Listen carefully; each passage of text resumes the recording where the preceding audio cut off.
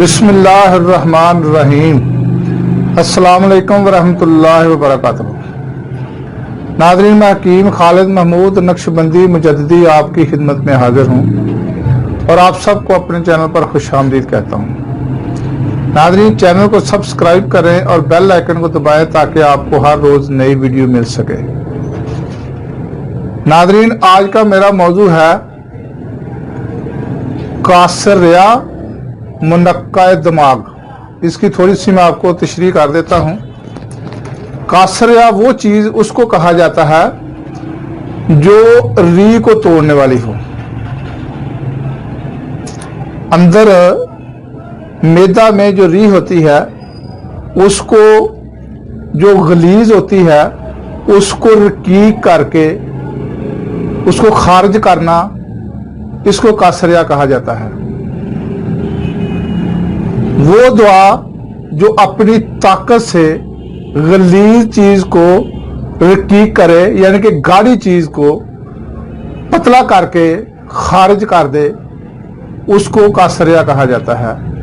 मुख्तसर ये कि ये अंदर जो गलाजत होती है, गलाजत की वजह से री होती है, उसको ये पतला करती है, रकीक करती है और खारिज कर देती है।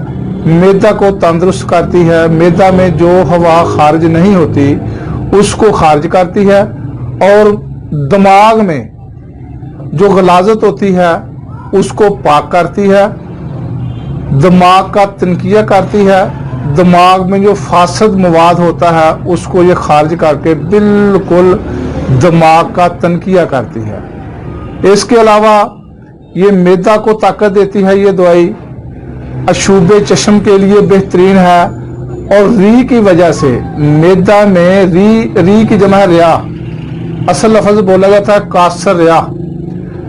तो जो मैदा में री की वजह से सर में दर्द होता है उसके लिए ये बहुत ही मुफीद है। सर दर्द की बहुत सारी इकसाम है। ये उस सर दर्द के लिए है जिसके मैदा में री हो, हवा भरी हुई हो, खारिज ना होती हो। इस दुआ का काम है कि उसको खारिज करके मैदा को साफ करके ये सर दर्द को आराम पहुंचाती है। और इसी वजह से अगर आंखों में दर्द हो तो उसके लिए भी ये बहुत ही फायदेमंद है। इसके अलावा अशूबे चश्म जब बीमारी आती है, आंखों में दर्द होता है, आंखें लाल सुर्ख हो जाती हैं, तो ये दुआ उसके लिए भी बहुत ही मुफीद है। तो नाज़रीन, ये नोट फरमा लें। चीज़ें तो थोड़ी हैं, इतनी ज़्यादा नहीं है। धनिया आपने लेना है, उसको ऊपर का छिलका उतार लेना है। इसको कहा जाता है कशनीज मुकशर, यानी कि छिला हुआ धनिया। ये आपने 120 ग्राम लेना है। पोस्त हलीला जर्द ये आपने 20 ग्राम लेना है। पोस्त हलीला काबली ये भी 20 ग्राम लेना है। हलीला स्याह ये भी 20 ग्राम लेना है। आमला ये 25 ग्राम लेना है। तो नाज़रीन, इस हिसाब से आप ये चीजें ले लें। तो गुल सुरख गुलाब के फूल ये भी 25 ग्राम लेने हैं। इस्तखदूस ये भी 25 ग्राम। तरंजबीन खरासानी ये आपने 100 ग्राम लेनी है। और खालिद शहद ये 600 ग्राम लेना है। बादाम रोगन 15 ग्राम ले लें, 20 ग्राम ले लें, हस्बे जरूरत जितनी भी जरूरत हो वो आप ले लें। और 7 लुबान ये 3 ग्राम ले लें। तो नाज़रीन, जो आज सबसे पहले इसका बनाने का तरीका मैं आपको समझा दूं कि जो आमला है उसको आपने गाय के दूध में भिगोना है।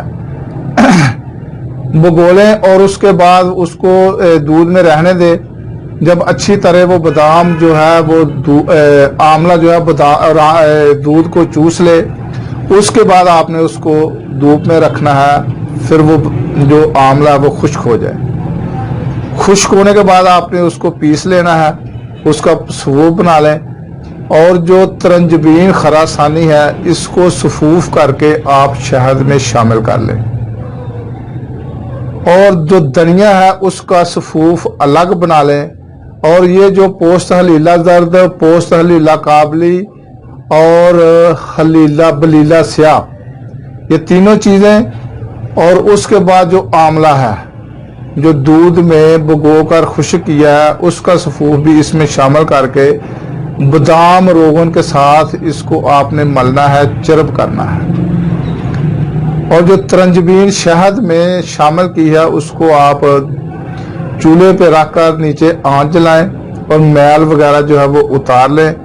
उसके बाद जो धनिया का सफूफ बना है वो भी उसमें शामिल कर दें और जो दूसरे बादाम रोगन जिसमें दवाई को शामिल की है वो भी इसमें शामिल कर दें और अच्छी तरह इसको मिक्स करके नीचे उतार कर 7 लुबान जो आपने 3 ग्राम लिया है उसको पानी में मिक्स करके इसमें शामिल कर दें और किसी भी यानी कि शीशे के जार में इसको संभाल कर रखें। तो हस्बे ज़रूरत शाम को 7 ग्राम से लेकर 10 ग्राम तक आप अर्ग गौज़बान के साथ इस्तेमाल करें तो इंशाअल्लाह ताला आपको बेशुमार फ़ायदे मिलेंगे।